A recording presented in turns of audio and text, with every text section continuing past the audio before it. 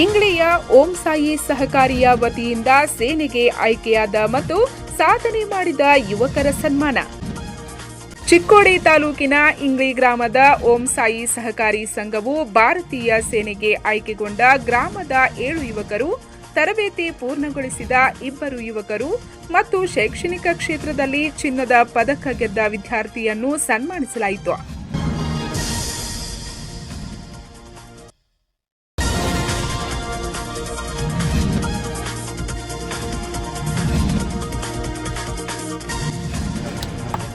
ಒಂದು ಭಾರತೀಯ ಸೈನಿಕರಾಗಿ ಆಯ್ಕೆಯಾಗಿದ್ದಾರೆ. ಜಸ್ಟ್ ಅವರು ಇದೇ ತಿಂಗಳಿನಲ್ಲಿ ಹೋಗಿರುತ್ತಾರೆ. ಅವರು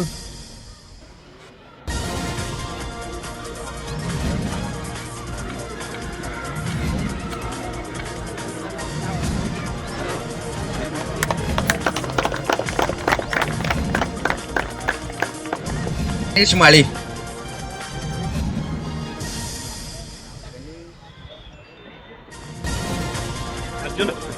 ಗಣೇಶ್ ಅರ್ಜುನ್ ಮಾಳಿ ಇವರು ನಮ್ಮ ಊರಿನ ಯುವಕರಾಗಿದ್ದಾರೆ. ಅವರು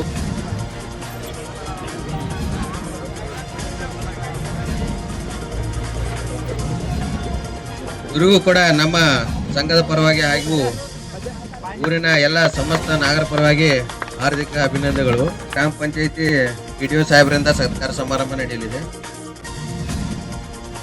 ಎಲ್ಲ ಚಪ್ಪಾಳೆ.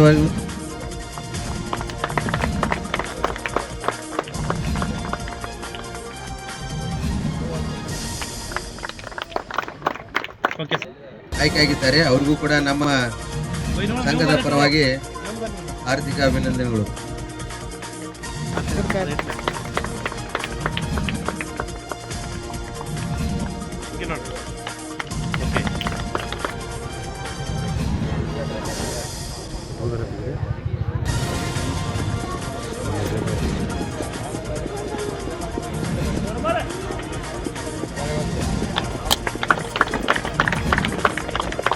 ಎಲ್ಲರ ನಮ್ಮ ಊರಿನ ನಾಗರಿಂದ ಹಾಗೂ ಎಲ್ಲರಿಂದ ಅವರಿಗೆ ಸ್ವಾಗತ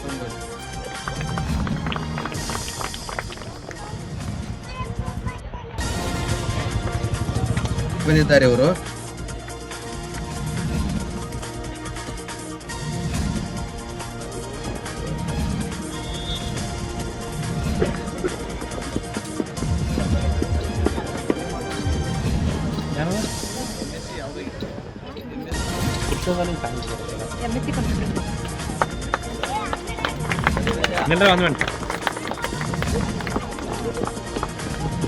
ಸನ್ಮಾನವನ್ನು ಪೂಜಾ ಶೇರ್ಬಾಳೆ ಅವರು ನೆರವೇರಿಸಬೇಕು.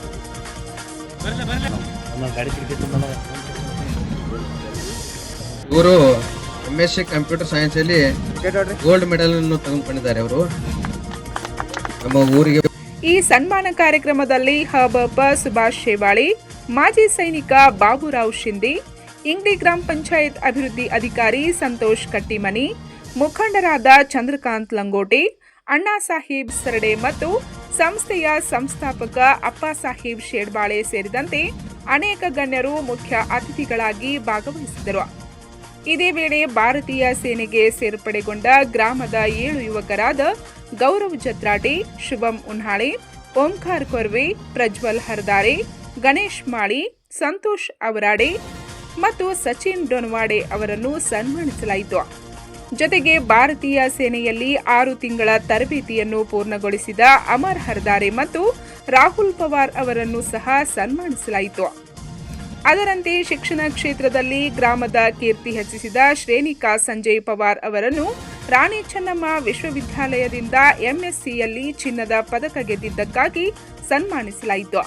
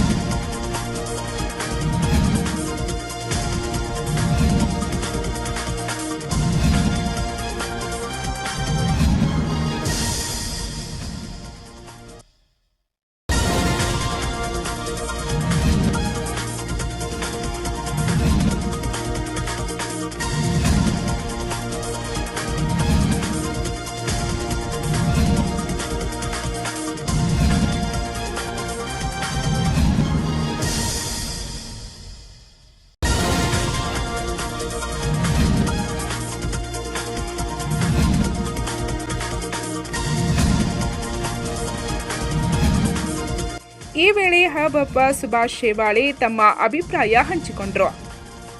ನೇವಿತ ಇಂಗಳಿ ಇವರ ಪರವಾಗಿ ನೂತನವಾಗಿ ಭಾರತೀಯ ಸೇನೆಯಲ್ಲಿ ಭರ್ತಿಯಾದ ನನ್ನೆಲ್ಲ ಆತ್ಮೀಯ ವಿದ್ಯಾರ್ಥಿಗಳ ನೂತನ ಭಾರತೀಯ ಸೈನಿಕರ ಒಂದು ಸತ್ಕಾರ ಸಮಾರಂಭವನ್ನು ಈ ಒಂದು ಸಂಘದ ವತಿಯಿಂದ ಸಮಿತಿ ವತಿಯಿಂದ ಹಮ್ಮಿಕೊಂಡಿದೆ.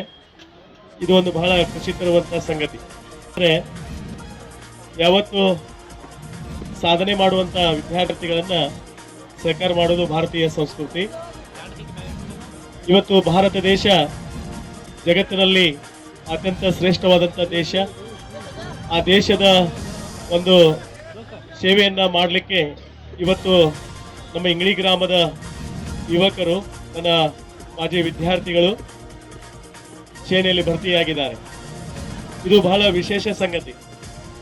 ಬದುಕುವಂಥ ಸಂದರ್ಭದಲ್ಲಿ ಅನೇಕ ಕೆಲಸಗಳನ್ನ ಮಾಡ್ಕೊಂಡು ನಾವು ಬದುಕ್ತಿರ್ತೀವಿ. ಯಾಕಂದರೆ ಕಾಯಕ ಕೈಲಾಸ ಅನ್ನಬಸವನವ್ರು ಹೇಳ್ತಾರೆ, ಆ ರೀತಿ ಕಾಯಕ ಇಲ್ಲದೆ ನಮ್ಮ ಬದುಕು ಸಾಗಲಿಕ್ಕೆ ಸಾಧ್ಯ ಇಲ್ಲ.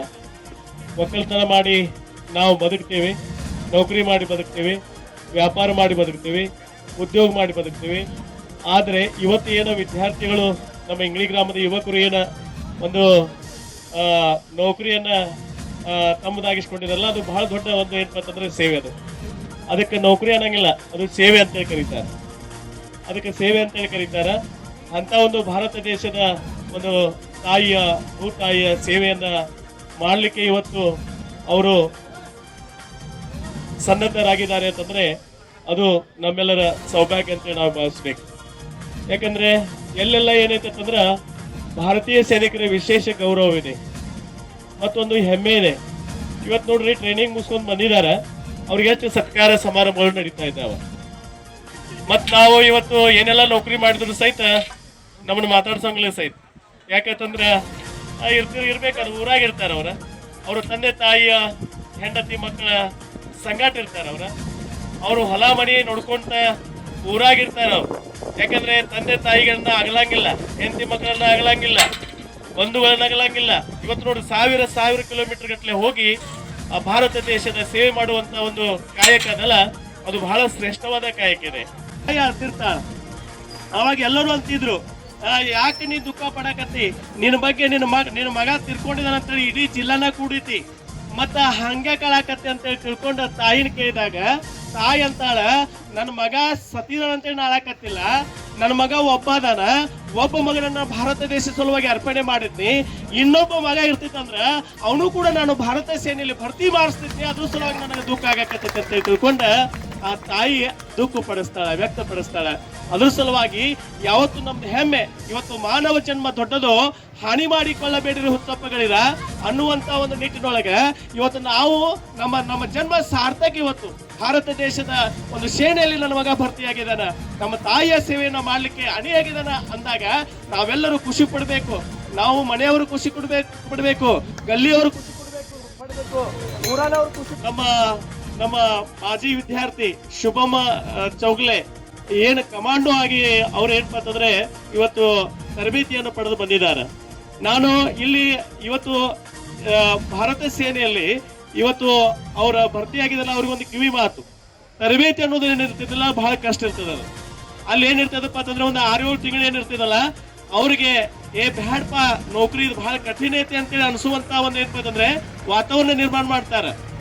ಯಾಕಂದ್ರೆ ಅಲ್ಲಿ ಅಂತ ತರಬೇತಿಯನ್ನು ಕೊಟ್ಟ ನಮ್ಗೆ ಏನ್ ಮಾಡ್ತಾರೆ ಅಂತಂದ್ರೆ ಮುಂದಿನ ದಿನಮಾನಗಳಲ್ಲಿ ಅವರು ಕೂಡ ಏನಪ್ಪಾ ಅಂತಂದ್ರೆ ಒಂದು ಕಠಿಣ ಪರಿಶ್ರಮ ಪಡೀಲಿಕ್ಕೆ ಒಂದು ಏನಪ್ಪಾ ಅಂತಂದ್ರೆ ಅವರನ್ನ ತಯಾರು ಮಾಡುವಂತದ್ದು ಏನೈತಿಲ್ಲ ತರಬೇತಿ, ಅದು ಬಹಳ ಕಠಿಣ ಇರ್ತದ. ಆದ್ರೂ ಸಹಿತ ತಾವೇನ್ ಮಾಡ್ಬೇಕಂದ್ರೆ ಅಲ್ಲಿ ಹಿಂಜರಿಬಾರದು. ಯಾಕಂದ್ರೆ ಯಾವತ್ತು ಆ ತರಬೇತಿ ಪಡೆದವರು ಪರಿಪೂರ್ಣ ಒಬ್ಬ ಏನಪ್ಪಾ ಅಂದ್ರೆ ಸೈನಿಕ ಆಗ್ಲಿಕ್ಕೆ ಸಾಧ್ಯತೆ. ತರಬೇತಿ ಏನ್ ಮಾಡ್ತೈತಂದ್ರೆ ಮನುಷ್ಯನನ್ನ ಒಬ್ಬನ ಪರಿಪೂರ್ಣ ವ್ಯಕ್ತಿಯನ್ನಾಗಿ ಮಾಡ್ತೈತೆ ತರಬೇತಿ. ಯಾಕಂದ್ರೆ ತರಬೇತಿ ಪಡೆದಂತವ್ರು ಏನಪ್ಪಾ ಅಂದ್ರೆ ಯಾವತ್ತು ಹೆಚ್ಚಿನವ್ರು ಅಂತ ಹೇಳಕ್ಕೆ ಇಷ್ಟಪಡ್ತೇನೆ. ಅಂತ ಒಂದು ಏನಪ್ಪಾ ಅಂದ್ರೆ ಭಾರತ ಸೇನೆಯಲ್ಲಿ ಇವತ್ತು ಈ ಕಾರ್ಯಕ್ರಮದಲ್ಲಿ ಸಂಸ್ಥೆಯ ಅಧ್ಯಕ್ಷ ಅಣ್ಣಾ ಸಾಹೇಬ್ ಶೇರ್ಬಾಳಿ, ಉಪಾಧ್ಯಕ್ಷ ಸುಧಾಕರ್ ಪೂಜಾರಿ, ನಿರ್ದೇಶಕರಾದ ರಾಜು ಕೋಳಿ, ಸುನೀಲ್ ಕೋಳಿ, ಶೇಖರ್ ಕೋಳಿ, ಪಾಪು ಪೂಜಾರಿ, ಪ್ರಕಾಶ್ ಪೂಜಾರಿ, ರಾಧಿಕಾ ಶಿರ್ಹಟ್ಟಿ, ಲಕ್ಷ್ಮೀ ಪೂಜಾರಿ, ಸೂರಜ್ ಚಿಕ್ಕಲಗುಡ್, ಹನುಮಂತ್ ಪೂಜಾರಿ, ಮಹಾವೀರ್ ಕೋಳಿ, ಬಸವರಾಜ್ ಕೋಳಿ, ಬಸವರಾಜ್ ಮಗ್ದುಮ್, ಅಕ್ಷಯ್ ಧಾವಡೆ, ಅಮೋಘ್ ಅಂಬಿ, ಯೂನಸ್ ಔಟಿ ಸೇರಿದಂತೆ ಹಲವು ಗಣ್ಯರು, ಗ್ರಾಮಸ್ಥರು ಉಪಸ್ಥಿತರಿದ್ದರು. ಸುಧಾಕರ್ ಪೂಜಾರಿ ಸ್ವಾಗತಿಸಿದರು. ಅಣ್ಣಾ ಸಾಹೇಬ್ ಶೇಡ್ಬಾಳೆ ನಿರೂಪಿಸಿದರು. ಪೂಜಾ ಶೇಡ್ಬಾಳೆ ವಂದಿಸಿದರು. ಪಂಚ್ ನ್ಯೂಸ್ಗಾಗಿ ಇಂಗ್ಲೆಯಿಂದ ರಾಜು ಕೋಳಿ.